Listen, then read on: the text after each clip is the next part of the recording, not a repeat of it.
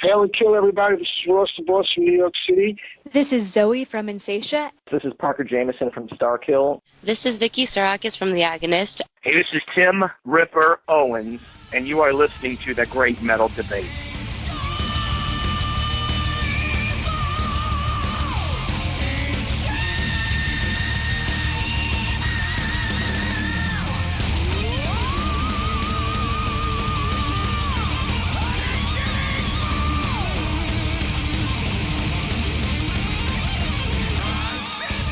Welcome, Great Metal Debate listeners. This is Brian coming at you from Gilbertsville, Kentucky, and we have a special guest tonight. Joining me on the line here is none other than Mr. Sean Peck, the lead singer of Cage. We're going to talk about Cage and the new album that's coming out this month. Sean, you've actually got two releases coming out on October 2nd. Your Denner Sherman album comes out then also, right? Yeah, and then the Cage comes out October 30th, so we're calling it the month of Pecktober. Pecktober. That's great, man. And you, of course, your Denner Sherman is with the guys of Versatile Fate, but let's look at the Cage. I mean, you know, Cage is it's a, you know, I know Death Dealer's a major band that you're in, but Cage has kind of been your baby from the beginning. That was one of your original bands, right? Yeah, I mean, it's since 1992, and the difference between Death Dealer and Cage is, you know, we're all here in San Diego, and we're in a room together 3 days a week playing. So it's a total different dynamic than, you know, flying to Frankfurt and meeting everybody and play. I remember when we did the Death Dealer show with the new drummer, Steve Bolognese, we didn't even have a practice, and the first show was at the arena in Sofia, Bulgaria, in front of 4,000, and we're like looking at each other like, okay, you remember how this one goes, right? Okay, here we go. Like, no practice, nothing. 4,000 people. So, you know, Cage is definitely a super well-oiled machine just because we're in the same room every day, you know, just wailing it. Right. And then, of course, you got another album coming out. This is your 7th full album release called Ancient Evil. Tell me a little bit about it. I know that there's a lot that goes into this album. Yeah, it's almost 80 minutes long, so you definitely have to take a day off work to listen to the album. Okay, cool.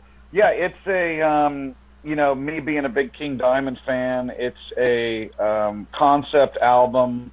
I always wanted to do a kind of a horror concept album. We did the Hell Destroyer, kind of, you know, heaven versus hell thing that was really, really successful for us. And I was working on the story, actually was talking with some old King Diamond guys about doing an album with them, and then I came up with the idea, well, why don't we do like a horror concept thing? And I started putting together this story probably like 5 years ago, and just kept working on it. That thing kind of fell apart, and I just was like, you know what, this story's too cool, man. We need to make this a Cage album. Forget that. And that's kind of how that happened. And the more I kept filling in the blanks of the story, it ended up being a 140-page like mini book, which we actually published and, you know, is available on, you know, Amazon. And we have like the paperback version of the book. And but the entire album is, you know, written, you know, is basically a retelling of that story musically. So it's real hard to make concept albums, you know, that are good, and major challenge. But, you know, we always, Cage, you know, we like to innovate in the idea realm. And it's going to be interesting to see how people did. We're getting some initial, you know, we just got our first couple reviews, and people are like, this could be the greatest Cage album yet, which, like, that's an incredible thing for anyone to say, because we've such a high standard up to this point. Yeah, I would agree totally. Now, you said you can buy the book and the album, or will be able to buy the album? Yeah, we had a pre-order package. They bought this package like a year ago, and then we made the record deal, and the label like just delayed the release. So our fans have been patiently waiting, but yeah. And then soon we'll be releasing, you know, a link to the ebook, and there's actually an audio book too, where I, you know, read the entire book, and then there's actually the hard, you know, the paperback version. So people that really want to get deep into it can read along and get the super, super detailed version of the story. I'd never actually thought of that idea to have a book to go along with the album. It's just a great idea, I think. I'm excited about that. Well, yeah, and then I wanted to make and it's a horror story. It takes place in London in 1869. It's real, H.P. Lovecraft kind of vibe. But I also play a lot of video games, so I made it really action-packed, and like some of the a lot of the action, you can just imagine you're like controlling this guy, like moving through all these sequences. So I made it. I didn't want. A lot of people make concept albums, and they're like, oh, it's about a guy that had a dream who was thinking about another dimension, and a bunch of abstract metaphors and stuff. This is a real straightforward, no nonsense, action monster story, and actual horror. That way, you're not gonna, you can read the book in one sitting, and it's not gonna be like, oh God, get to the point. It gets right into it real quick. And so the pre-orders have gone pretty good. It looks like. Yeah, the pre-order package that we had we're not offering. We might offer another version of it now, but the people that got in on the first way, I mean, it's got so. I can't wait for them to get the stuff, because we had some flags printed, like the tapestries of the album cover. They look amazing, and then we got pins and the book itself and the audio book and stickers and pics. I mean, I'm sure we're losing our ass on the pre-order package, but you know what? Our fans are just so killer. I just can't wait for them to open up the stuff and freak out about it. It sounds like fun, and I would strongly encourage another pre-order. That way, I could pre-order something. Yeah, I think the label's putting one together right now, so we'll see what happens. All right, now, how was the lineup on this album? Listening to the album, and I've listened to most of it, it seems like a very comfortable fit. I mean, you guys seem to be clicking on all cylinders.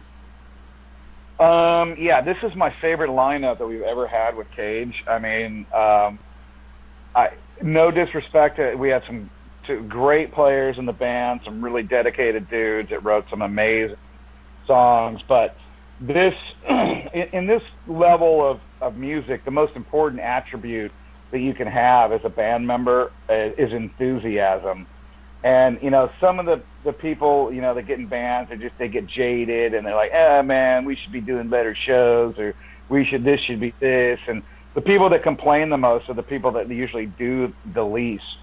And that's been completely eliminated now from the band, and we have me and Dave, the original guys, Big Dave, Conan, Garcia, and we've got 3 new guys that are just like so talented and so all about the metal. It's just like, I couldn't be happier, man, I'm telling you. And then on stage, I mean, they're just going maniacal. They're just rocking, and it's a natural. It's not even like fake, man. They're just.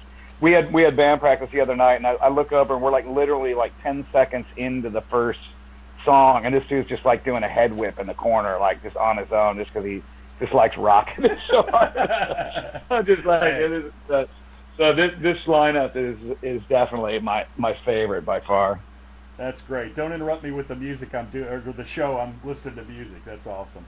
Now, you guys did a tour earlier this year, correct? A European tour? Last summer we toured and had a great tour, really successful, and it was great because I was able to take the new guys out, which had never been on a Europe tour before, and they got to see the loyal Cage army that we got, and they're just like so excited. And now we're working on we're working like a 5, maybe 6 week run in Europe next year, so it was very successful. You're also doing the Throwback Metal Fest 2 in Vegas on the 9th and 10th, is that correct? Yeah, it's funny. We were originally booked to do it, and then we had another plan come up, and then that plan got canceled. And we were like, hey, man, we're not doing that plan. They're like, oh, sorry, we already got it filled. And then I guess Omen dropped off, so I called back and go, hey, we'll still come out and play. And he's like, perfect. It's like we're on again, we're off on, and now we're on. And we've had a lot of good shows over our years in Vegas. We played at the Joint, at the Hard Rock before, and every time we go to Vegas, I'm a casino guy as it is. I like playing poker and cards. Saw your post the other day. so having to talk me into go to Vegas is like not a problem. Didn't have to twist your arm. That's awesome. Now you're also doing the Titans of Metal, and Ross is doing this show also in Israel. Is that correct? Yeah, and Michael Denner and Hank Sherman, which is going to be the first time I've ever performed with them. I'm really excited about it. Okay, now let me ask you this, since you brought that. How is that performing with folks that, I mean, I know you talked about Steve joining you for the first time. What's that like, performing with someone just I don't have a off the lot cuff? of experience about it. I mean, the first time I, was having to sing other people's lyrics was when I did the Warrior show at the Keep It True. Uh-huh. And that was a lot of fun, but it's definitely, you're not in your comfort zone, man. I'm like looking at those guys going, okay, do I come in right here? Give me the signal. And so it's definitely, you don't get to concentrate on just, going, being in your natural. It's like a football player that's has to wait till his third year before he's just playing and he's not having to think about where he goes. But we're doing a couple Merciful Fate songs, which is going to be really cool. And then I think we're doing Paranoid, and then I'm doing Hail and Kill with Ross, which I know like the back of my hand, so that's not going to be a problem. The $1,000,000 question that I know the Cage fanatics want to know: are we looking at a North American tour? Is there any way to say for sure? It looks like, again, because of this label, I mean, we just got offered a pretty massive North American tour with a really big kind of like alternative rock band. Oh, really? Which we decided not to do it. I don't know if that was the smartest thing or not, because it was just like, compared to like we're coming out there with Planet Crusher and Ancient Evil and like these speed metal songs, compared to like the crowd of this band. I'm just like, I mean, we're not going to really be able to go out there and present ourselves as ourselves with just leather and studs and speed and screaming. These people might just go, what in the hell is this band doing on this package? So but they're currently looking for to get us in with another package. So it's very likely that there'll be a full North American tour for the band. But we're currently trying to book 5 dates on the East Coast, where we'll just go in and do like a week at a time regionally until the major tour gets lined up. But we have right now a 15-song set. It's just like, it's so huge and long, and lots of Hell Destroyer, lots of Darker Than Black, 3 songs off the new one. And we brought back like a lot of songs that we haven't played for a long time, and some of them that we've never played before. And it's just been great fun, even just in practice. I laugh because I can't see you hitting that scream at the end of Ancient Evil and not scaring the piss out of all the alternative rock fans. I think that would be great to watch. Yeah, Dude, people that haven't heard that freaking song and that scream, I can't believe you can hit those notes without rupturing something. Yeah, that's actually become like a new part of my game, is like doing those super high ones consistently, like on command. Like I only used to be able to really do that in the first 2 or 3 songs, and then it would kind of like disappear as I was continuing the torque on my vocal cords. But now it's become like really easy to actually do it. As you age, your voice goes through different changes, but it's cool that now that's part of my my arsenal, and I can just bust those out. People, I mean, we were doing that with the Death Dealer tour. I would just bust those out, and people just like freak and lose their minds. So it's cool. If the rest of my game sucks that night, I can just bust out the super high one, and everyone still thinks I'm amazing. Well, I just hope your head doesn't pop like that dude on Scanners. It might be kind of cool to watch, but it would ruin the show. Yeah, everybody All knows right, that scene. Did I see a CD release party date of November the 7th, or am I imagining that? That is being put together. I think we'll have it confirmed, and we have a very, very special guest playing with us, Cool. which is the thrash band known as Exodus. Oh, my God. Yeah, that's a very special guest, all right. Yeah. That's killer. And so, no release date yet, but coming soon. No, it's October 30th is the release date. Oh, that's right. Okay, October 30th.